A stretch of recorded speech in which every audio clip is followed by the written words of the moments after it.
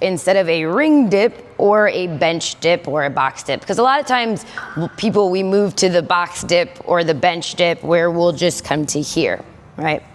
So, which isn't a bad modification at all. I mean, it's definitely something that we can use, but I just want to show you a way where it can kind of feel a little bit more similar to what a ring dip might feel like.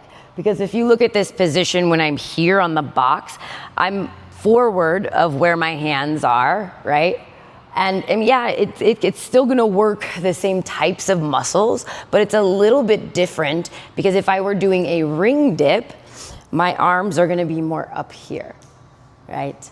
So you can use two boxes and you can set them up just in a way where you're going to be able to move in between them and have your hands set up in a better position to be able to kind of imitate that ring dip position. But it's also stable as well, right?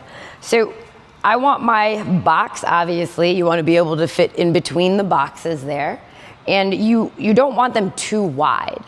The ideal position for, say, like a dip on the rings or even on a bar dip, your grip should be between the length of where your knuckles and your elbow are. So if I were to set this up, oh wow, it's actually pretty good there. So you want it to be about that distance apart. All right, so you're set up from the top of the rings, like coming down, or if you had a bar, you would want it about that distance. So my hands are then gonna just come right onto the top of the box, and I'm gonna use the assistance of my toes here, and they're just gonna come back behind me.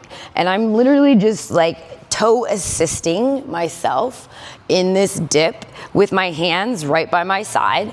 My elbows are gonna start to go back towards the back as I bring myself down. I'm gonna use as much assistance or as little assistance as I need, which means keeping as much or as little weight in my toes as I need here. And then I'm gonna try to drive myself up. Again, I can use as much or as little assistance as I need to. I can really push more into the balls of the feet, or I could just be on my very, very tippy toes here, right, as I come down and back up. Now, when we're going down and up, a lot of times we have a tendency to kind of let your shoulders shrug up into your ears. It's the same thing like when we talk about push-ups. When I say like keep your neck long, we want to do that here as well. So you don't want your shoulders to carry up into your ears. We want to keep yourself nice and pressed out of the boxes.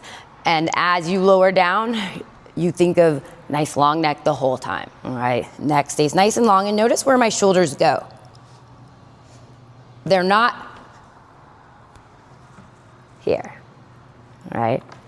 So I'm actually sort of leaning myself forward slightly. I'm coming down. It's almost like you can kind of think like a push-up position, right? But I'm just angled up.